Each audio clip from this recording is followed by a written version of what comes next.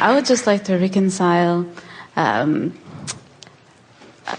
blissful, chronically happy person with my personality.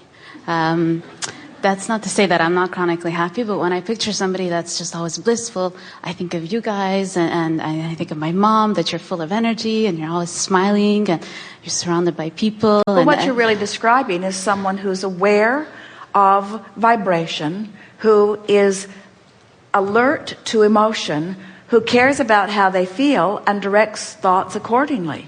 In other words, that's the only way someone can be consistently happy, is by understanding that you have the ability to choose thoughts that lean in the direction of happy. Absolutely, and I do, but I think where I get stuck is that, like, it's really evident that, say you have me and my mom and we're at a party. My mother's the life of the party, and it's not that I'm not having fun, but I sort of look more like the bodyguard, where I'm like I'm always cool, I'm calm, I'm very, I tend to be more private, more introverted, whereas my mom's all over the place. You can be private and introverted and calm and in the vortex. And you don't have to be bouncing off the walls. That's just with enthusiasm that's to what be I in the picture. vortex. Like the little girl bouncing along, like that's not me. I'm just like, I'm very calm. And well, let us describe some characteristics of alignment. When you are really in alignment, you are fabulously interested in something.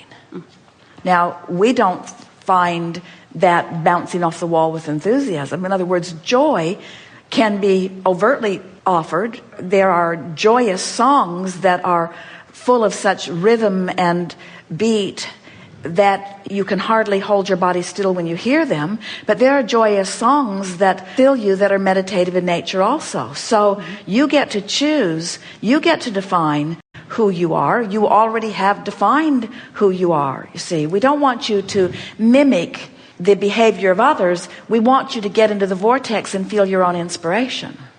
Okay, and that looks the way it looks. It looks however it looks, and it looks different relative to different subjects. Okay. In other words, Esther walked up to a little baby yesterday that she has known only through email, and just laid eyes on this little girl and felt alignment supreme.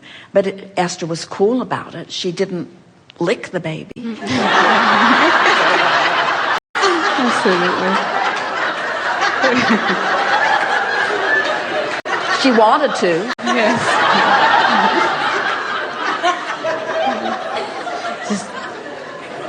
I guess that's like sometimes I feel myself like literally like, and it's almost like the more excited my mom gets, the calmer I get. It's as if to counterbalance, and I feel myself holding myself like my happiness back because it's just not We're interested calm. in why this conversation is so much about the counterbalance of you and your mother, and not more about the counterbalance of the source within you and you.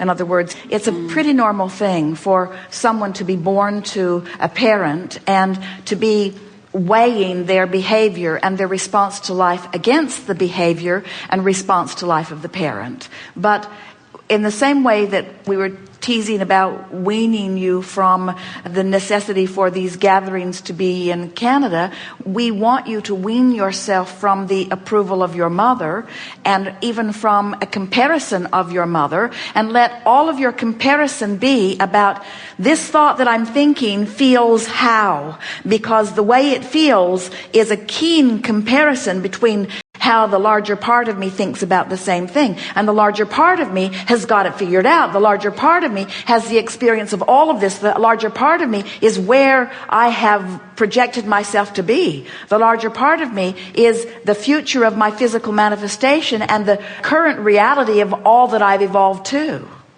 So it doesn't really matter what... I use my mom as an example because we're so different, but I also worry about... losing my friends, because if I keep myself at this elevated vibration, some of them won't stick around. That's just it. I want them to stick around. I like my friend, like I like especially my best friend. Like I understand that she doesn't.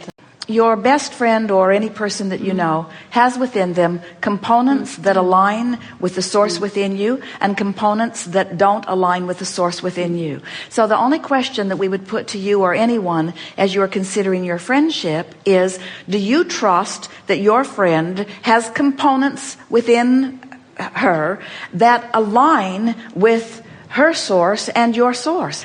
Because what you're actually saying is, I worry, or your words, I worry that if I will tune myself out of those lower frequencies and into the higher frequency, the higher meaning non-resistant frequency of the source within me, that my friend won't be there with me. And we want to say to you, your friend has those higher frequencies too.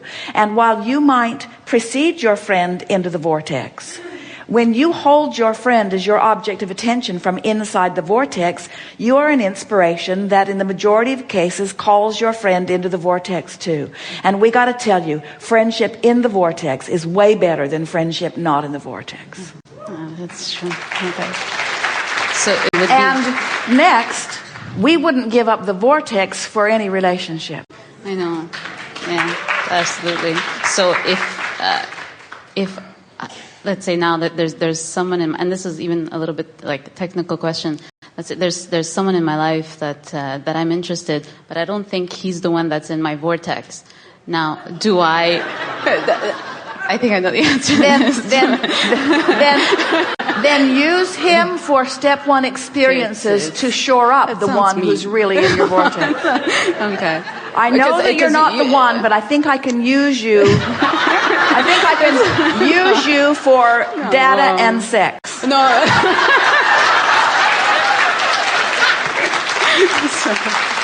Okay.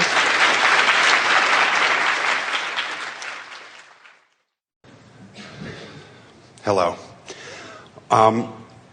My question is, what is the best way to move toward the vortex? To accept its existence and to want to be in it. And then to care about how you feel. And on the way to get there, if you feel a small bit of joy or anything else, try and stay with it longer. Milk it. Milk it. In other words, as you're taking your walk and you see something that is pleasing, stop and ask yourself why this is pleasing. Jerry and Esther have a beautiful suite in this hotel. It is actually one of the most beautiful sleeping rooms that they've ever spent time in. So they sat for nearly an hour last evening, just looking around it, trying to identify why they like it so much. Esther said, it may be the richness of the colors. And Jerry said, it may be the beauty of the furniture, beautiful antiques. And then Jerry said, or it may be the wall coverings, or it may be the pictures. And they just, piece by piece, looked around the room and tried to identify, why do I like this room so much? Why do I like this room so much? The temperature is right. The acoustics are good. The room is immaculate. Someone really cared, and then they hit on something that really moved energy. Somebody cared about making this a beautiful room and did. We are experiencing the completion of someone's intentionality. We've hooked into someone's intention about that. And then when Esther awakened this morning, she is lying in bed at first light coming into the room, and she is saying to Jerry, look how beautiful that pillow is with that curtain, with that picture, with that balance.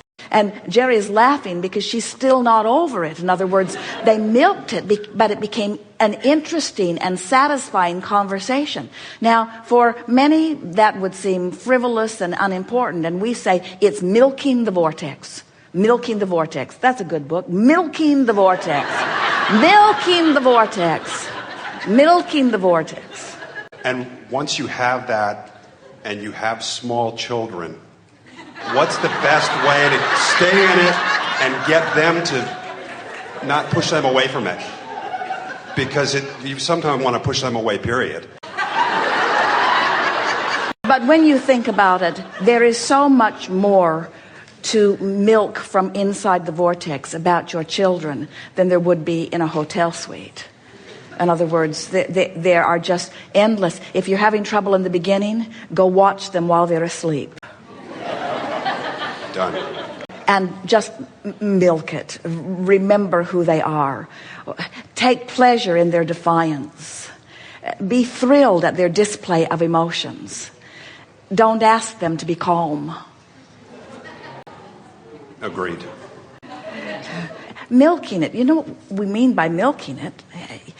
In other words, stay there and savor more and take your time and debate about it. It's like eating something delicious, and rather than scarfing it, eating it slowly and making an effort to identify the flavor and share it with others around the table and hear what they think about it too. In other words, milk it. Focus on pleasurable things and hold yourself there deliberately for the purpose of training your vibration to an inside the vortex vibration.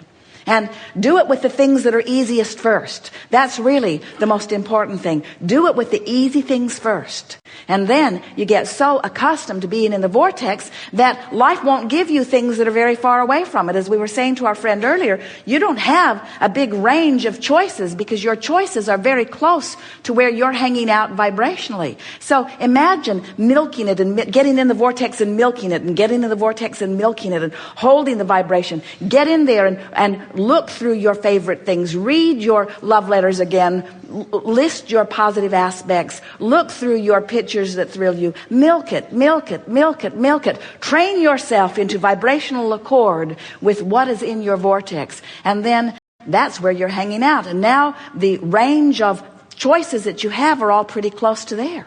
That's why the better it gets, the better it gets, the better it gets, the better it gets, the better it gets. In other words, you hang around there and life gives you more good stuff. The more you take the opportunity to look for pleasing opportunities, the more pleasing opportunities come to you. It is just a law of attraction, you see.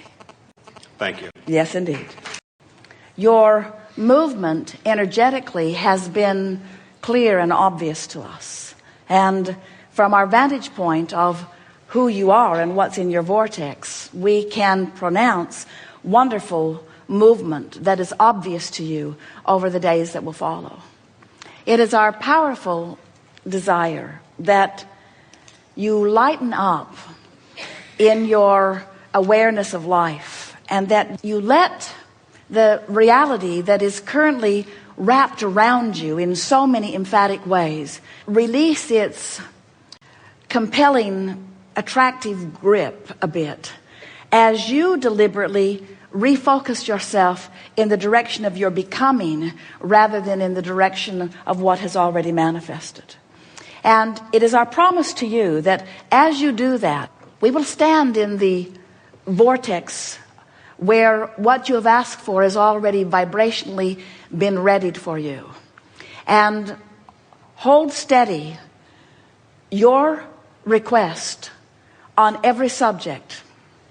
And as that occurs, as the source within you holds the vibrational content of who you really are and what you've been asking for, you'll feel the compelling resonance of that. In other words, it's going to be easy for you to feel your alignment or misalignment with who you are. We predict for you the most glorious days of your life ever coming up right away, because the movement that has happened in your vibration, in your physical vibrational countenance in relationship to who you are and what you've got going on here was really a staggering thing to behold. We are always aware of both vibrational aspects of you. We know the vibrational proximity between you and you. We not only know who you've become, we know where you are in relationship to it, and we know the direction that you are pointed. And friends, you've done wonderful work here today. So as you leave this gathering with this short list of things on your mind, do I accept the reality of the vortex of creation? Do I accept this vibrational reality as reality? And do I have the ability to make it a more important reality even than the flesh, blood, bone, seeing, hearing, smelling, tasting, touching, feeling, vibrational reality or actual reality that is surrounding me? Do I have the ability to feel the vividness of this vibrational reality? Am I willing to set aside what I'm seeing for what I'm feeling, what I'm hearing for what I'm feeling? Am I willing to trust and hold myself in this faith-filled emotion of knowing the perfection of my being? Will I reach for the worthiness that is me?